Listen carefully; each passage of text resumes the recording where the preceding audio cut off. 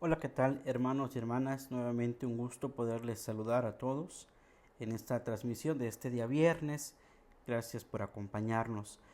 Vamos a entrar al último de los dogmas marianos, la Asunción de María, y pues esperemos que también podamos comprender este dogma mariano.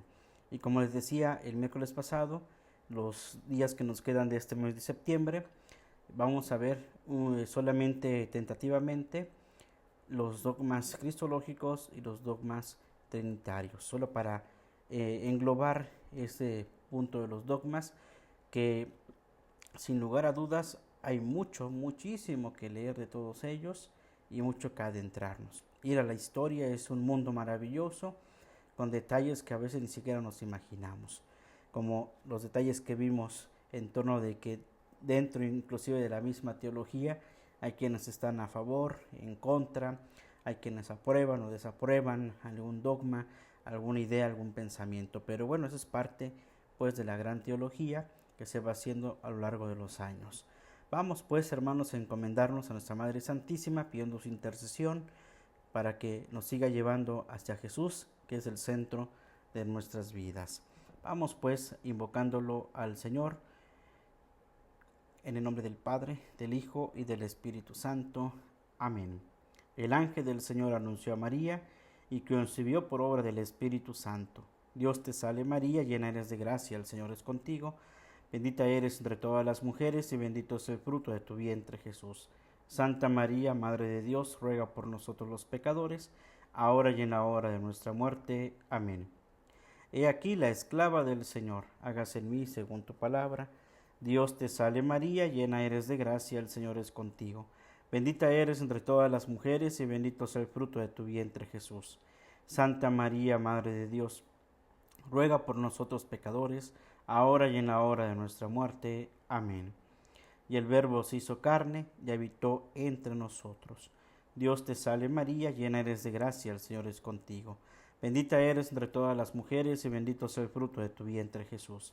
Santa María, Madre de Dios, ruega por nosotros pecadores, ahora y en la hora de nuestra muerte.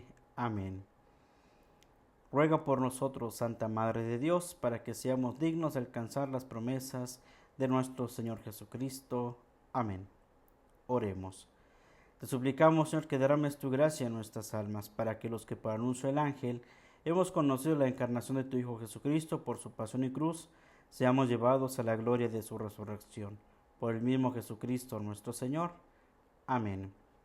En el nombre del Padre, del Hijo y del Espíritu Santo. Amén. Muy bien, hermanos, pues gracias por acompañarnos, por estar nuevamente reunidos en esta transmisión en este canal de YouTube, LM Cuernavaca. Vamos entonces, hermanos, a la cuestión del cuarto dogma mariano, la Asunción de María. Y fíjense que ese tema de la Asunción de María es mucho más conocido que los otros dos dogmas o los tres dogmas, porque en su mayoría hay muchas capillas, muchas parroquias, inclusive catedrales, bajo el título de la Asunción de María. En cambio, una parroquia que tenga el nombre de María Siempre Virgen o la Virginidad de María, pues es un poco complicado escuchar o tener alguna capilla, que seguramente por ahí habrá alguna parroquia con ese título, ¿verdad? No hay alguna parroquia que se llame Parroquia de la Maternidad Divina de María, pero sí vamos a encontrar parroquias como María, Madre de Dios, ¿verdad? Tampoco vamos a encontrar una parroquia que diga, esta es la parroquia de Teotocos, ¿verdad? Que es Madre de Dios. Es muy raro, vamos a encontrar una parroquia que se llame María Siempre Virgen, ¿verdad? Normalmente siempre se habla de la virginidad de María. Yo no tengo conocimiento ahorita de alguna parroquia o alguna capilla que tenga el título de parroquia o capilla de la Perpetua Virginidad de María. Hay del Perpetuo Socorro o de otra advocación, pero como tal es muy raro. Y un poquito, como que un poquito más conocido, al igual que la Madre de Dios, está la Inmaculada Concepción de María. Eso sí, puede haber alguna parroquia, alguna catedral, alguna capilla con el título de la Inmaculada Concepción o la Purísima Concepción. Seguramente por ahí habrá una que otra que se titule de esa manera. Pero la Asunción de María, esa es la que más hemos escuchado, y seguramente por ahí les recordará alguna capilla, alguna parroquia, alguna catedral, algún lugar con el título de la Asunción de María. Bien, este es el último dogma decretado como tal por la Iglesia, fue el de la Asunción de María, aunque está presente en la Iglesia como creencia desde los primeros siglos. Sin embargo, fue declarado como dogma recientemente. ¿Sí? Los ortodoxos hablan de la dormición de María o el tránsito de María. Hubo muchos siglos de diversa opinión respecto a si María murió o no murió, pero el Papa Juan Pablo II definió que María realmente murió para seguir el camino de Cristo y luego despertó, resucitó en cuerpo y alma en el reino de Dios. Por lo tanto, la Asunción de María significa que ella fue llevada al cielo en cuerpo y alma, lo que implica que su cuerpo no se corrompió en la tumba y que ella goza de la plena gloria de Dios junto con su Hijo. Así, a grosso modo, esto es la Asunción de María. Pero vamos a ver un poquito la historia de dónde viene este dogma. Los escritos apócrifos que proliferan desde el siglo II, todos los evangelios y los libros apócrifos, y no fueron aceptados dentro del canon de la Biblia. El canon de la Biblia, canon significa regla, ¿verdad? U orden. Es ahí donde están marcados precisamente lo que fue decretado en uno de los concilios como la Sagrada Escritura. Y hablan precisamente estos libros apócrifos de la Asunción de María. Muchos textos nos han llegado a de los primeros siglos en griego, siriaco, copto, armenio, y unos 60 por lo menos. Todos ellos tienen en común el tema general del fin de la Virgen María, su pasaje, tránsitus o dormición y asunción al cielo. Digamos que para hablar del dogma de la Asunción de María hay tres términos que proliferan en el tema de los libros apócrifos: el tránsito, la dormición y la asunción. Y como lo acabo de mencionar, en diferentes lenguas escritas en griego, siriaco, copto, armenio, 60 libros por lo menos entre estos lenguajes que en aquella época se escribían, siglo II en adelante. Bien, el primer padre de la Iglesia que plantea la cuestión del fin terrenal de María es Epifanio de Salamina, en su escrito Panarión del año 377. Conociendo la tradición palestina, no sabe qué responder y prefiere guardar el silencio que guardan las escrituras. La escritura ha mantenido el silencio más completo del prodigio para no suscitar un estupor excesivo en el ánimo de los hombres, ¿verdad? Así dice Epifanio de Salamina. La escritura ha mantenido el silencio más completo del prodigio para no suscitar un estupor excesivo en el ánimo de los hombres. Personalmente, dice Epifanio, no me atrevo a hablar, prefiero quedarme en silencio y meditar.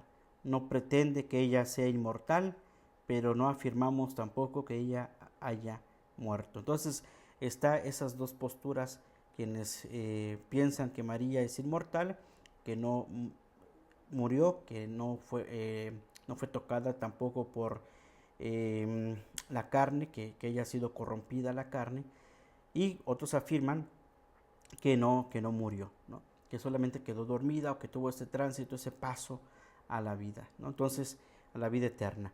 Y digamos, el contexto también que hoy conocemos y que es el que más abunda es que es llevada al cielo, ¿no? Y San Juan Damasceno nos los va a explicar. Seguramente por aquí vendrá ese pensamiento. Pero fíjese también que en el siglo VI la situación cambia, porque encontramos una clara alusión de la Asunción de María en el obispo Teocteno de Libia, en la cual invita a celebrar la fiesta de las fiestas, la Asunción de la siempre Virgen, y afirma explícitamente que así como Enoc fue asunto de este mundo porque a Dios le plugó, y no vio muerte. A mayor razón, Dios asume a María en cuerpo y alma al paraíso de las delicias. ¿Verdad? Ese es un pasaje de lo que describe el obispo Teocteno.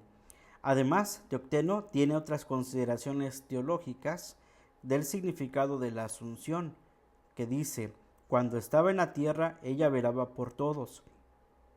Asunta al cielo, constituye para el género humano una fortaleza inexpugnable, intercediendo por nosotros ante su Hijo y ante Dios. Entonces tenemos ya una razón, ya desde el siglo VI y mucho más antiguo es este dogma de la Asunción de María, que inclusive los otros tres dogmas, ¿verdad? Y el que más fue estudiado, la maternidad de María.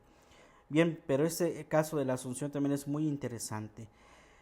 En Occidente también el primer testimonio lo tenemos en San Gregorio de Tours, año 594, quien afirma que Cristo vino a buscar el alma de María, y luego, después que los apóstoles la habían puesto en el sepulcro, por segunda vez el Señor se presentó a ellos, ordenó que el santo cuerpo fuese tomado y llevado al paraíso sobre una nube, habiéndose unido con su alma, exulta ahora junto con los elegidos y goza del bien eterno que no tiene fin.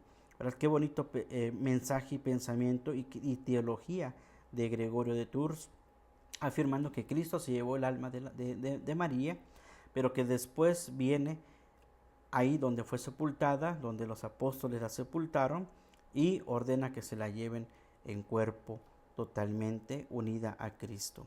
San Beda Venerable, en el año 735, uno de los padres más famosos de la época medieval, tiene una homilía mariana que habla sobre esta doctrina, aunque hay estudios que afirman que esta homilía no le pertenece. Sin embargo, es interesante observar la búsqueda doctrinal reflejada en las homilías de la época. Dice la homilía que María permaneció con los apóstoles hasta que su Hijo la asumió al cielo, donde está ante él sin dejar de suplicar por los pecadores. Fíjense esa homilía de San Beda el Venerable. María permaneció con los apóstoles hasta que su Hijo la asumió al cielo, donde está ante él sin dejar de suplicar por los pecadores. En ese caso, entonces, María no murió, simplemente esperó, permaneció con los apóstoles. Interesante. San Ambrosio Ruperto, en el año 781, otro monje inglés, escribe homilías sobre la Asunción de María, donde no quiere profundizar de la forma exacta como ocurrió, sino con el cuerpo o sin el cuerpo. Dice: lo que es cierto es que ella está como reina en el cielo, porque ella generó al Rey de los ángeles. Aunque Ambrosio no entra de lleno en ese tema precisamente de cómo fue exactamente lo que pasó, pero sí describe que en el cielo está la reina en el cielo, porque ella generó al Rey de los ángeles. Interesante también ese aspecto de Ambrosio. Pascasio Radberto, en el año 870, un monje francés, afirmando la Asunción de María, tampoco quiere profundizar si fue con el cuerpo o sin el cuerpo, debido a que no hay evidencia bíblica, y considera a los apócrifos como fantasías. Pero Rattramo de Corvie, en el año 868, responde a esa impresión de manera clara, tomando como argumento válido la especulación razonada, debido a que en la Biblia no está todo dicho, es necesario la profundización. Así afirma que María está asunta al cielo, que existe una relación entre la carne de Cristo y la de María, así como la carne de Cristo no sufrió la corrupción, la de María tampoco. El autor tiene miedo de afirmar que aquel cuerpo santísimo del cual Cristo tomó la carne tuviese la misma suerte que nos toca a todos. Entonces tiene cierto temor de tocar ese tema precisamente de con el cuerpo o sin el cuerpo.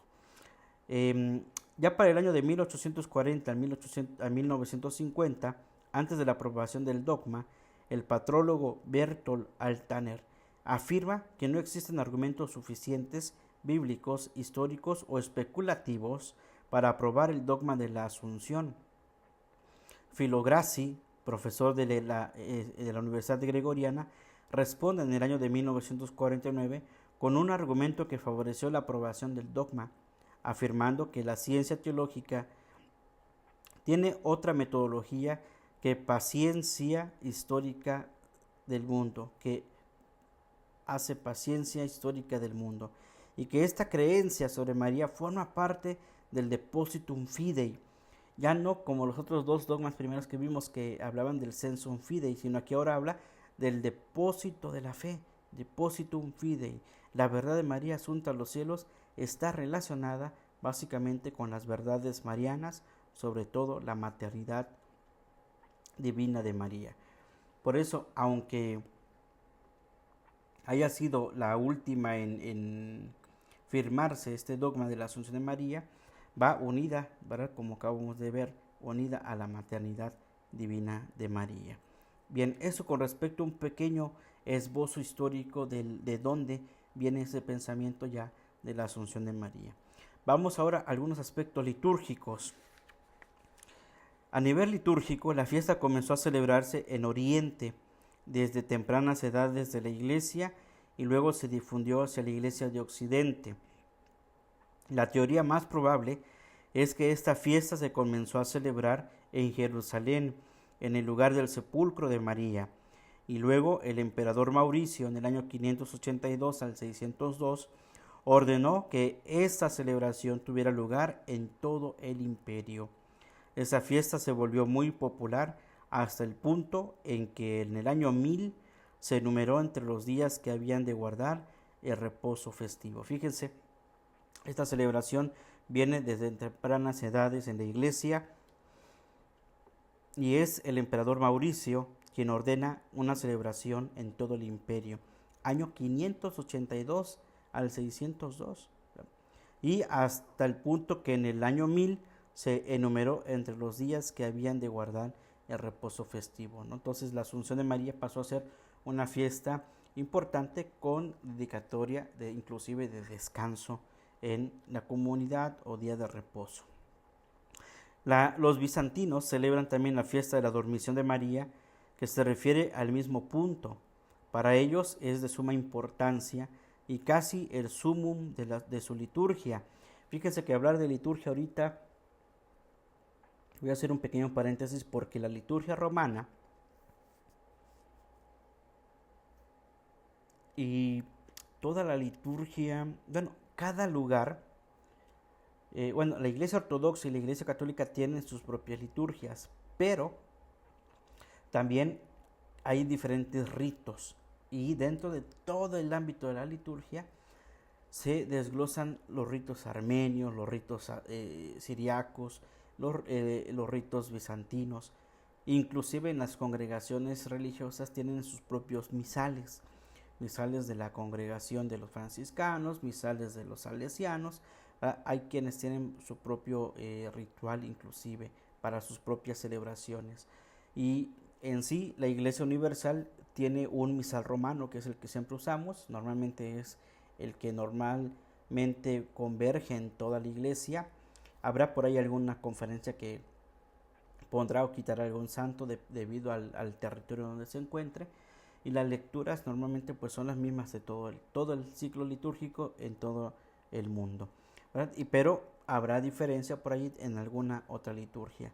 Cerrado este paréntesis, los bizantinos tienen su fiesta de la Dormición de María, que refiere pues al mismo punto de la Asunción. Para ellos es de suma importancia y casi el sumum de su liturgia, es decir, la totalidad de su liturgia. El mes de agosto lo ocupan mucho con esa fiesta de María y va precedida de 14 días de preparación y celebran por una semana los bizantinos. Entonces tiene 14 días antes de la fiesta y después de la fiesta una semana completa. Su año litúrgico comienza en septiembre y termina el 31 de agosto, con lo cual está marcado con su comienzo por la Natividad de María y en su final por su dormición. Yo creo que aquí eh, hay algo que no queda con las fechas, porque si decimos que tienen 14 días, agosto es antes que septiembre, ¿no? Entonces, eh, la festividad de la Natividad de María, que también es una festividad muy reciente, realmente no existía una fiesta de la Natividad, no recuerdo las fechas, pero es una fecha muy reciente, el 8 de septiembre, el nacimiento de la Virgen María. Entonces estamos hablando que los 14 días comienzan antes de agosto y terminan en septiembre, aunado a los 8 días del nacimiento de la Virgen María. Ahora, entonces vemos entonces, acomodando un poquito las cosas, sería julio, a finales de julio, o inicio todos los 14 días de agosto, que normalmente es la catorcena de agosto, sería agosto, la catorcena, la fiesta de la Asunción el 15 y después toda una semana para terminar todas las fiestas el 31 de agosto, incluida la fiesta de a la semana siguiente, el 31 de agosto, la semana siguiente, celebrar el nacimiento de la Virgen María. Entonces todo el mes de agosto, digamos, y la primera semana de septiembre es ocupada para esta celebración de la solemnidad de la Asunción de María en la iglesia bizantina. Nosotros no, la iglesia de Occidente tiene su propia liturgia y normalmente celebramos una novena y 8 días antes del 15 de agosto y se hace la celebración de la dormición el 14 de agosto, inclusive algunos la hacen desde el 13 de agosto, 14 la dormición y el 15 levantan la imagen como haciendo ese símbolo de la Asunción, ¿verdad? Entonces es interesante también cómo las liturgias se mueven y es un dinamismo en diferentes lugares del mundo. Bien, en Occidente el Papa Sergio I, años 687 al 701, que era de Siria, decreta que las fiestas de la Natividad, de la Anunciación y de la Purificación y de la Asunción de María se celebran con una procesión solemne hasta la Basílica de Santa María la Mayor, lo cual implica que estas fiestas ya estaban presentes ahí. Fíjense, años 687 al 701 ya existían procesiones solemnes, procesiones de la fiesta de la Natividad de María, de la Anunciación de María, la Purificación de María y la Asunción de María. ¿Verdad? Interesante porque hoy muy pocas veces se hace una procesión. Se celebran a veces las procesiones por la fiesta patronal o por la Virgen, alguna advocación de la Virgen, pero estas ya casi no tienen una procesión propia, ¿verdad? Pero se deberían de hacer, digamos, como haciendo esa alusión a esos años en donde había esas ya procesiones a la Basílica de Santa María la Mayor, que implicaba ya una fiesta, una solemnidad, y todo el mundo estaba presente. A finales del siglo VIII era una de las poquísimas fiestas que tenían una vigilia con ayuno. El Papa León IV, 855, le añadió la octava y en el año 863 el Papa Nicolás I la equiparó a la Navidad, Pascua y Pentecostés. Fíjense cómo en aquellas fechas, antes del año 1000, ya se equiparaba la fiesta de la Virgen de la Asunción con la fiesta como en esa festividad, en esas fiestas importantes como la Navidad, la Pascua y la fiesta de Pentecostés. Y después vienen reformas que a lo largo de los años siempre se ha hecho reformas litúrgicas e inclusive nos ha tocado a un servidor usar el nuevo misal romano con las modificaciones que se le hizo a partir del Papa Benedicto XVI y alguna que otra que ya se ha hecho con respecto a la cuestión de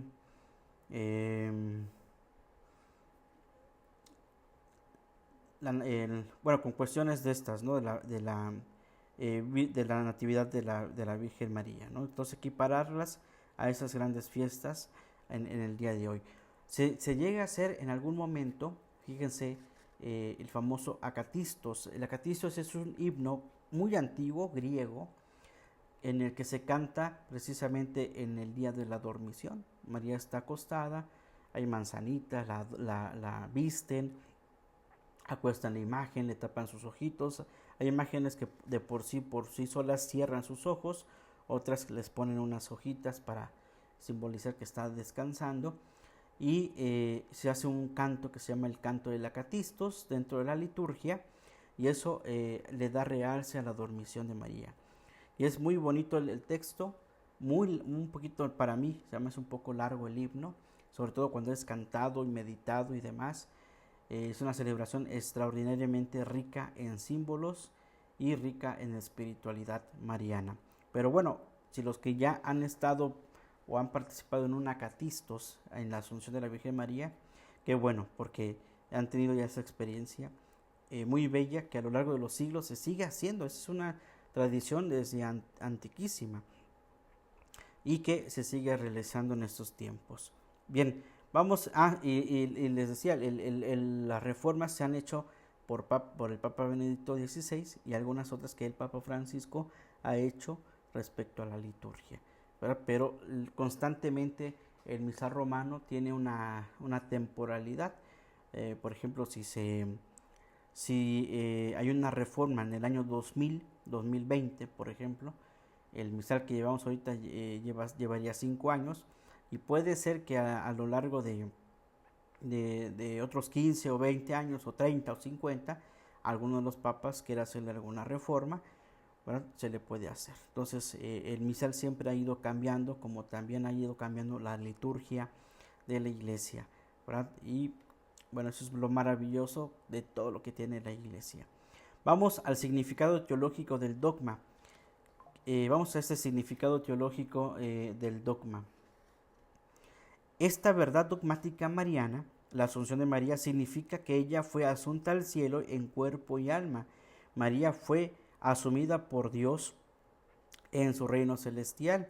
Ella vive para siempre en la eternidad junto con su Hijo en el reino del Padre eterno.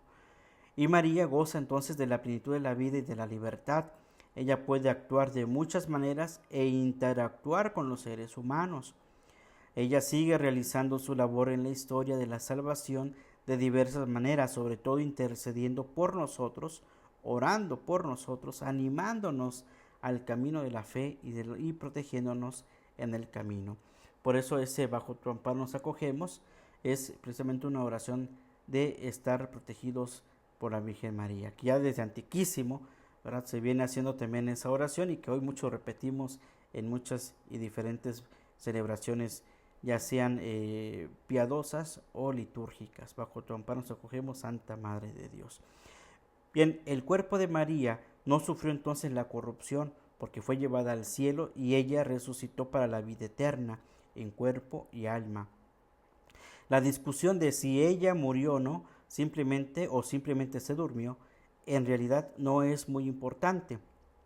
Lo que la Iglesia considera más plausible es que ella murió y luego, sin pasar mucho tiempo, resucitó en el reino de Dios. Por eso no se corrompe su carne, porque fue instantes, fue un momento de dormir, como cuando nosotros nos gana el sueño y despertamos, ¿verdad? O cuando estamos durmiendo y nos hace falta el aire, inmediatamente nos levantamos, ¿no? Precisamente, digamos, esa sería la tónica de lo que nos está diciendo precisamente este dogma. En la discusión antes del dogma entre Juni y el cardenal Balic, que eran dos teólogos que precisamente tenían esas controversias dogmáticas, M. Hugie y el cardenal Balic. El primero afirmaba que María ascendió sin morir previamente, mientras que el segundo afirmaba la muerte y resurrección y glorificación celestial de María. Y aquí están esos dos pensamientos convergentes de aquellas épocas, mientras que Hugie dice que María ascendió sin morir previamente. María ascendió sin morir previamente. Y el cardenal Balic va a decir que María primero murió, después resucitó y está glorificada a la derecha del Padre, ¿verdad?, en la gloria celestial.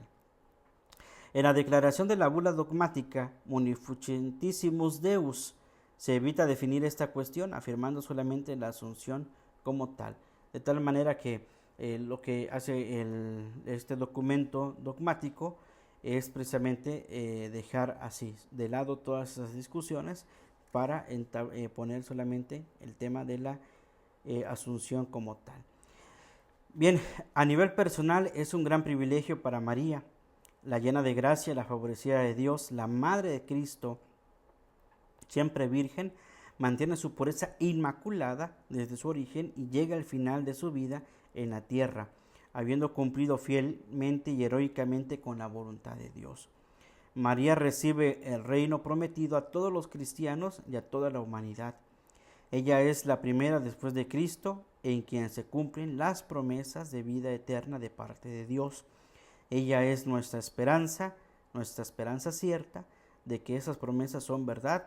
Ella es la primera de todos nosotros. Entonces, digamos que para advertir esa gratitud a nuestra Madre Santísima, pues ella es el ejemplo a seguir y ella es la imagen de la misma resurrección a la cual nosotros accederemos, ¿no? Entonces, esa es como la imagen, ¿verdad? María siempre presente, María asunta al cielo. Vamos a ver entonces a María, que vive perfectamente el camino de la iglesia. En su vida es fiel, sirve a Cristo, se entrega a la voluntad del Padre, nunca comete pecado y luego llega a su destino final, que es al mismo de la iglesia, que es el mismo fin que va a tener la iglesia. Y todos seguimos el camino de María hacia Dios. Y en ella se cumple de manera eminente esta gracia de la salvación, que por ser la Madre de Cristo, inmaculada y siempre virgen, es llevada al cielo de una vez en cuerpo y alma, para seguir desde ahí su labor como Madre espiritual de la humanidad, para seguir realizando la obra de Dios, para seguir llevando a la iglesia a su plenitud de gracia.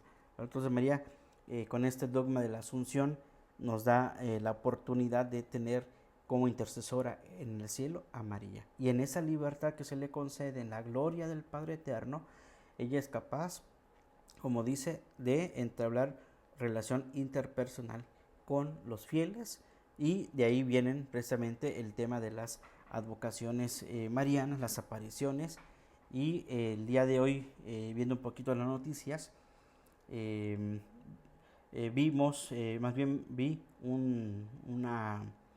una noticia del Vaticano en donde el Papa y la Iglesia aprueba las apariciones y algunas cuestiones de la Virgen de Medjugorje. Entonces eso ya da por hecho de que la advocación de la Virgen de Medjugorje ya es una advocación plausible. Antes no lo era, aunque se difundió por muchas partes la devoción a María de Medjugorje, ahora ya es, digamos, oficial.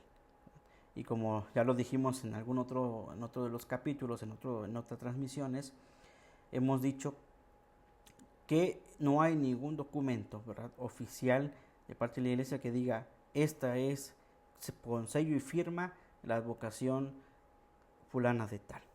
Simplemente hay un estudio y se da oportunidad para promover la devoción y para aplicarla en la vida cotidiana.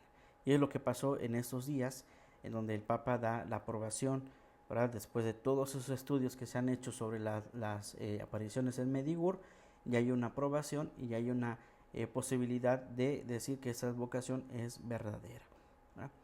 Bien, y así todas las demás advocaciones, ¿no? Y todavía se siguen estudiando otras que seguramente con el paso de los tiempos se van a ir aceptando, de tanto estudio, de tanto de ser muy meticulosos en las advocaciones, de no encontrar algún error y tratar de que todo sea verdadero. Bueno, poco a poco se van dando, y esta es una de las que se acaba de dar en estos días, la aceptación de las apariciones en Medjugorje.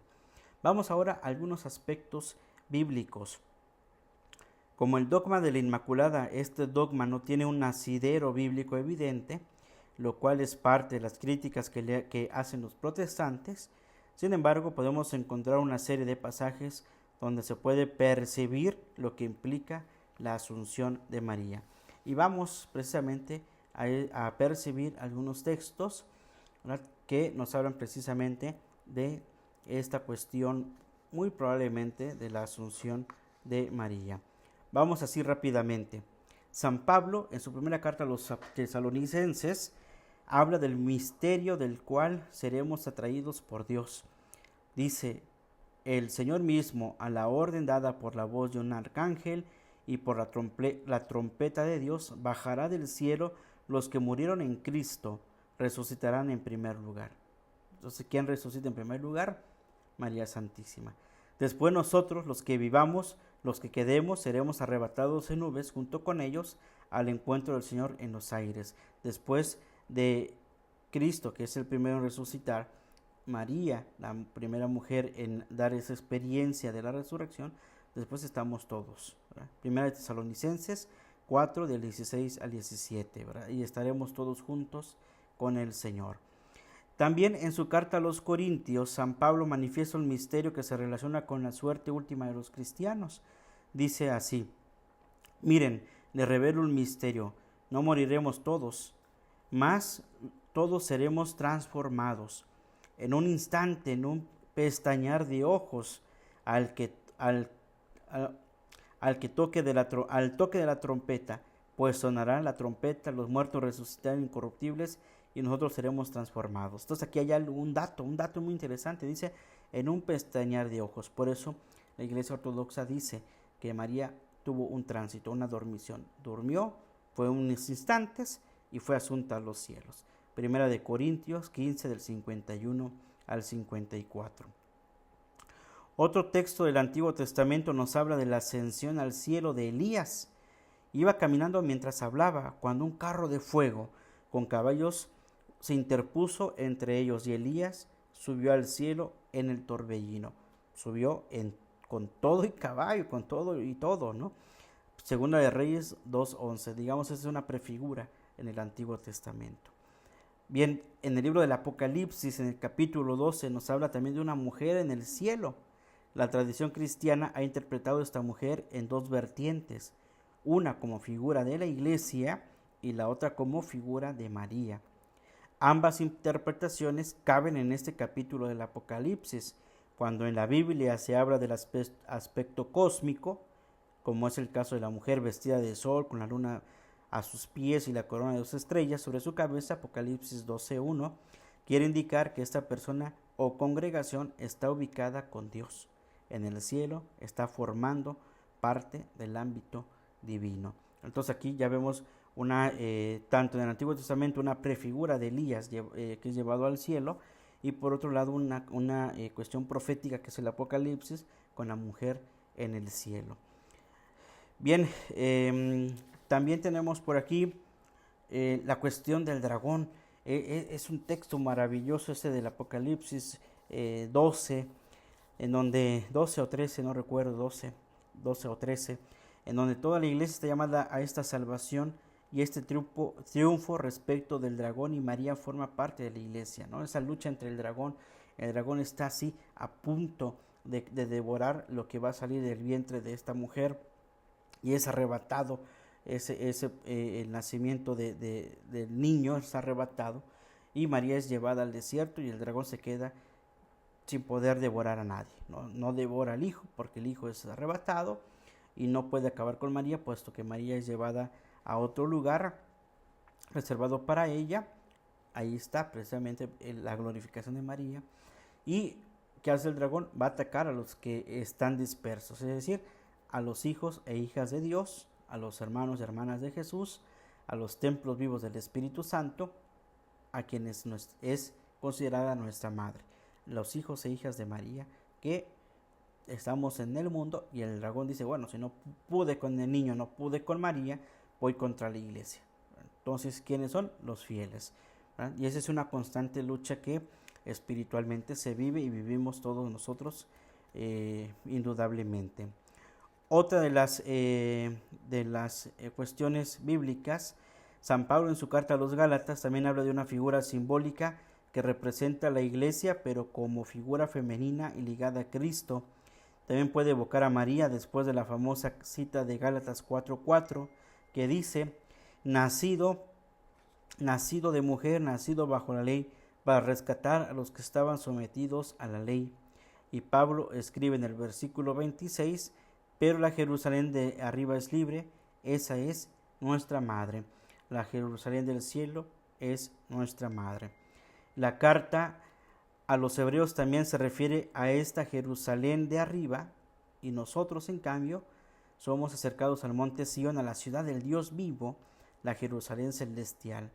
Entonces, ahí está la aspersión purificadora de la sangre de Cristo, que habla más que la de Abel, ¿verdad? Y entonces, en ese sentido, pues nosotros ya hablamos de algunas figuras bíblicas en torno a la asunción de María. Bien, así a grosso modo, hermanos, porque realmente la Sagrada Escritura no nos dice, pasó esto y fue llevada asunta al cielo, ¿no? O sea, fue esto y pasó esto, ¿no? Bien, pero estas citas bíblicas nos dan pie a pensar precisamente que haya una prefigura,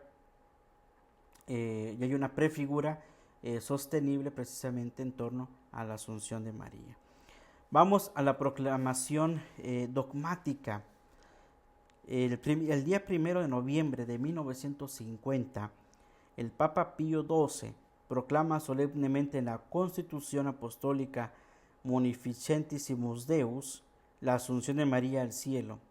Esta declaración va precedida de una encuesta universal a los obispos, y ya en el Concilio Vaticano I, 204 padres conciliares habían propuesto definir el dogma. Dado que no hay una base bíblica concreta, sin embargo, la Constitución Apostólica comienza afirmando que todas las consideraciones de los santos padres y teólogos reposan en la Escritura, en las Santas Escrituras, como en su último fundamento. Y luego propone el argumento de que la Madre de Dios está unida muy íntimamente a su Hijo y comparte siempre su suerte.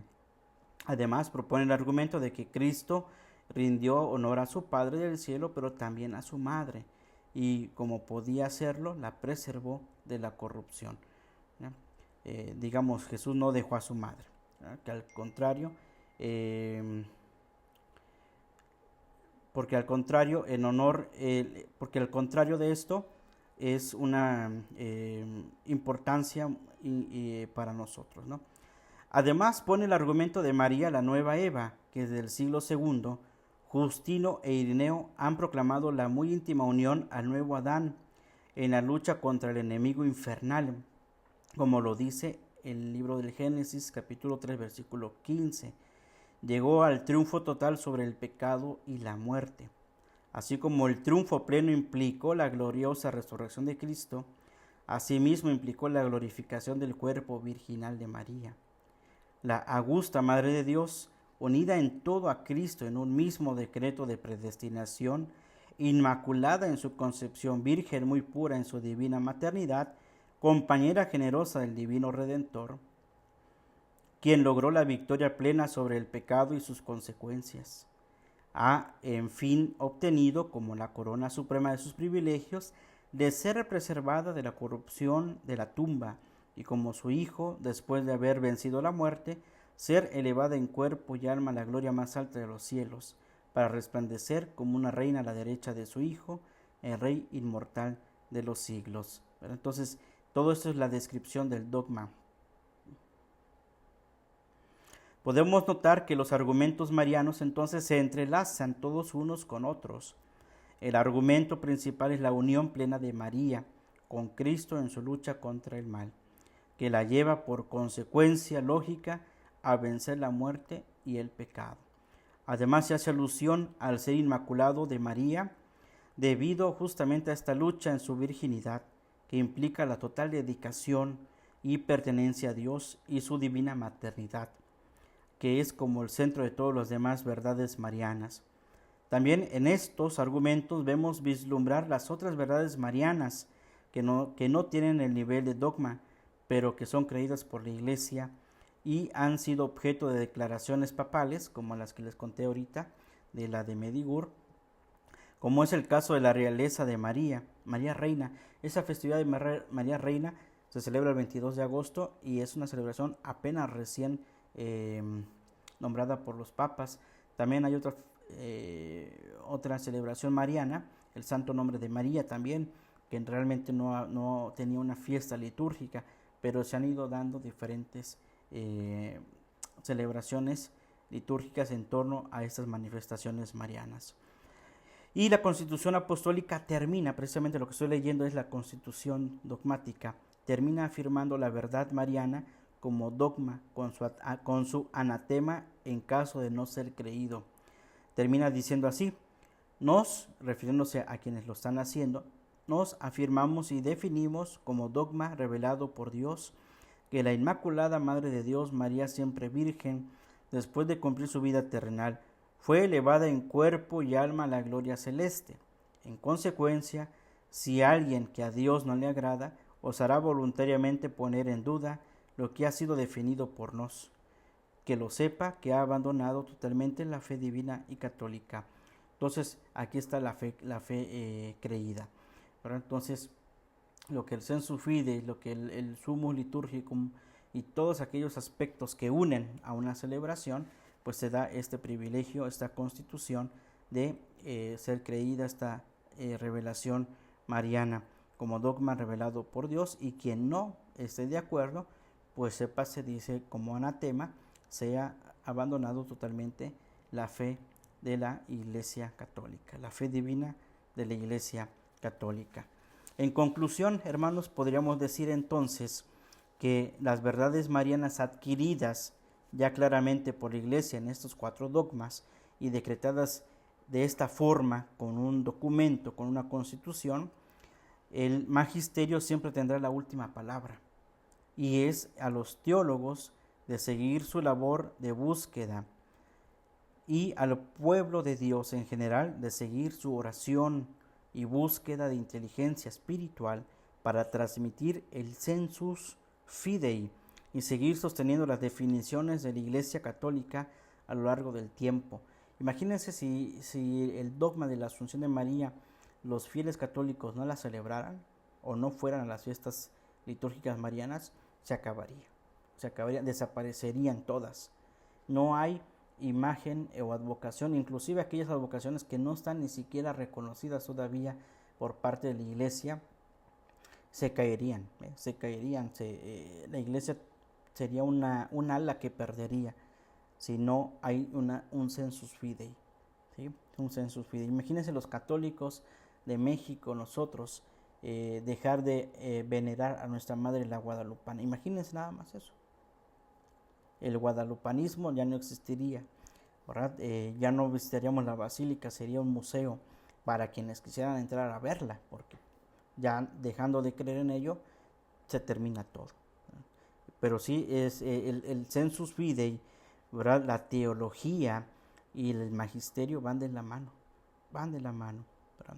El proceso dogmático no se ha terminado, puesto que se sigue estudiando. El proceso dogmático no se ha terminado en este momento de la historia eclesial. No hay una intención de seguir decretando dogmas marianos. Hasta ahorita ya no hay alguna otra cuestión dogmática que se tenga que definir, sino más bien de suavizar esta realidad mariana por buscar la unión de las iglesias y el ecumenismo. Lo que quiere ahora la Iglesia es unir a través precisamente de los dogmas, del magisterio, del sensus fidei, a toda la Iglesia universal. Sin embargo, esta tarea es de todos, seguir la labor de búsqueda y profundización y de tratar de descubrir las verdades de María dentro de esta intención ecuménica entre todos, pero sin perder su intensidad, ¿verdad? Puesto que hoy en día se siguen estudiando, comentando muchos sucesos en diferentes apariciones marianas en el mundo, diferentes personas que han tenido alguna visión mariana, y también muchas otras cuestiones o algunas otras cuestiones de verdades de fe. Bien, las verdades marianas, como lo hemos dicho al comienzo, han estado en el credo de la Iglesia desde el principio, desde la misma Biblia, para comprender y aclarar mejor las verdades de Cristo y de la Iglesia. En ese sentido, María incluso ahí presta un servicio. Ella no se pone para recibir alabanzas y privilegios, sino más bien ella presta un servicio a los cristianos para que comprendan mejor su realidad de fe. su realidad teológica y para que puedan vivir mejor esa fe dentro de la iglesia, ¿verdad? Es como esa insistencia de la presencia de María en San Luis María de Montfort, por ejemplo. Veo a la Virgen María y a Jesús y yo en medio de ellos, ¿no?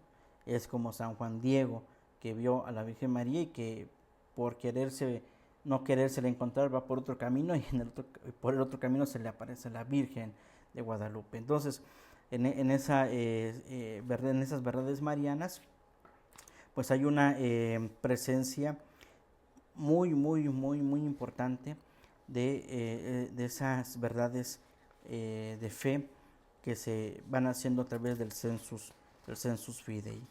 Muy bien, pues espero que este tema de la Asunción de María pues sea también de interés y que no nos quedemos solo con lo que uno ha comentado, sino que busquemos más referencias, que nos adentremos al mundo de los dogmas para estudiarlo más profundamente.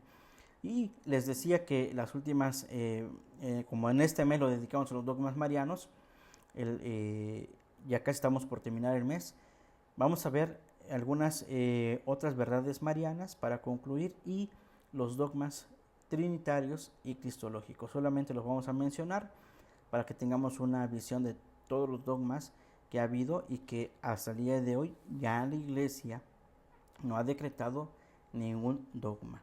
Solo se ha aplicado a estudiar algunas otras verdades marianas, como también hay verdades cristológicas, porque por ejemplo, voy a poner un ejemplo de alguna cuestión cristológica, tal vez no muy profunda, pero cuando en un lugar dicen, no, pues aquí se apareció el Señor de las rocas, o el Señor del Calvario, el Señor de Isla, el Señor de el Señor del veneno, diferentes formas de hablar de alguna imagen de Cristo, y eso nos debe llevar obviamente a lo cristocéntrico, al sensus fidei de la gente.